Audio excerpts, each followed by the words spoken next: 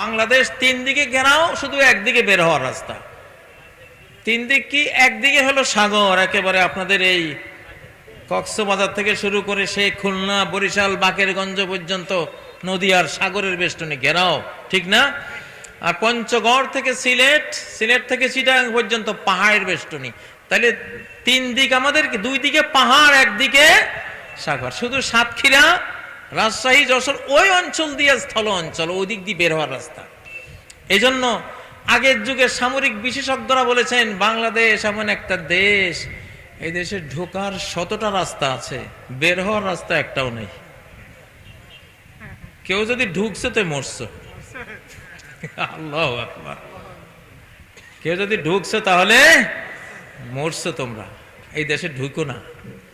তো যাই হোক, বলতেছিলাম তিনটা গুণ থাকলে আপনারা বিজয়ী থাকবেন ইনশাআল্লাহ। প্রথম গুণটা কি? ইসলামিক, আমরা খাঁটি মুসলিম, প্র্যাকটিসিং মুসলিম। কারা কারা রাজি আছেন? আল্লাহুম্মা আমিন, আল্লাহুম্মা আমিন। 5 ওয়াক্ত সালাত পড়বেন,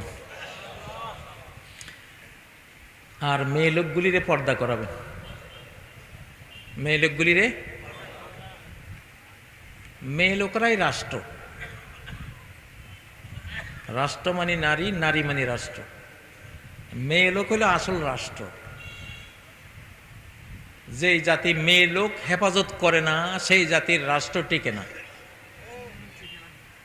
সেই জাতির রাষ্ট্র টিকে না। আমি একটা থিওরি দিয়েছিলাম কোরআন থেকে, বলেছিলাম যে আমেরিকা, ইউরোপ সহ যত রাষ্ট্র আছে, কেউই মেয়ে লোক রক্ষা করো না এখন এই যুগে, তোমাদের রাষ্ট্র একটাও টিকবে না। আগামী 1 দশকের মধ্যে দেখবা সব মুসলিম হয়ে গেছে এবং মুসলমানরা এই সব দেশ শাসন করতেছে ইনশাআল্লাহ। মেয়ে লোক মানি রাষ্ট্র মানি। মেয়ে লোক হলো পাওয়ার কেন্দ্র, মানব সমাজের পাওয়ার কেন্দ্র। একটু ভালো করে বুঝেন, একটু ভালো করে বুঝেন মাসলাটা। মেয়ে লোকের পর্দা কেন করাবেন? মেয়ে লোক ঢাকলেন মানে রাষ্ট্রটা ঢাকলেন। একটা মহিলা মানুষকে, মা জাতিকে ঢাকলেন পর্দা দিয়ে, স্কার্ফ দিয়ে, জিলবাব দিয়ে। তার মানে কি? আপনি রাষ্ট্রটাকে ঢাকলেন, রাষ্ট্রটাকে নিরাপদ করলেন। ইহুদি জাতির কোনো রাষ্ট্র কেন নাই? ইহুদি জাতির রাষ্ট্র কেন নাই? কি গজবটা পড়েছে, কি লানতটা পড়েছে, কেন পড়েছে? মূল কারণ সারা পৃথিবীর নারী জাতি তাদের নারীদেরকে নষ্ট করেছে তারা, এবং তাদের ফর্মুলায় গোটা পৃথিবীর নারীরা নষ্ট হয়েছে। যত হলিউড, যত বলিউড, যত নাচ গান, উলঙ্গপনা, ডার্ক ওয়েব, যত ব্লু ফিল্ম, যত রকমের নোংরাম, নিষিদ্ধ পল্লী, সব কিছুর উদ্গাতা হলো ইহুদি জাতি। আল্লাহ এমন লানত দিয়েছেন, তোদের কোনো রাষ্ট্রই আমি দেব না। যা অপদার্থ কথা। তুই পুরুষ মানুষ, তোর রাষ্ট্র লাগে? তুই রাস্তায় ঘুমাবি, কদমতলায় ঘুমাবি, তুই রেল স্টেশনে ঘুমাবি, তুই তো লোহার রড, তোর তো রাষ্ট্র লাগে না। রাষ্ট্র লাগে তো নারী জাতির, মা জাতির। ঘর লাগে তো মা জাতির, ঠিক না? সেই মা জাতিকে নষ্ট করেছিস, তোর রাষ্ট্র কেন দেব? যে রাষ্ট্রটা তারা জোর করে নিয়েছিল সেটা এখন যা যায় অবস্থা। এক্সাম্পলটা ঠিক আছে? এরপরে দ্বিতীয় এক্সাম্পল, সোভিয়েত ইউনিয়ন।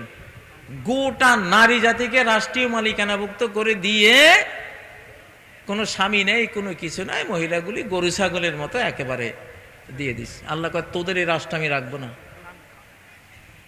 একটা সাম্রাজ্য তৈরি হলে কমপক্ষে 100, 150, 200 বছর টিকে। ওরা 60 বছরের পরে ক্ষয় শুরু, 70 বছর পরে একবারে দফাস করে শেষ। মহিলার কারণে। কিসের কারণে? মহিলার কারণে। যে জাতি মহিলা রক্ষা করে না, সেই জাতির রাষ্ট্র টিকে না। যেই পরিবার মহিলাদের রক্ষা করে না, সেই পরিবারও টিকে না, আস্তে আস্তে ছন্ন ছাড়া হয়ে যায়। কথা বুঝেছেন? হযরত ইউসুফ আলাইহিস সালাম একজন মহিলার পরীক্ষা এমন ভাবে পাশ করেছেন, আল্লাহ বলেন, যা ইউসুফ, তুই আমার পরীক্ষা পাশ করলি। মহিলা হলো একটা পৃথিবীর সমান, সে ভূমি। নিসাউকুম হারসুল লাকুম, তোমাদের নারী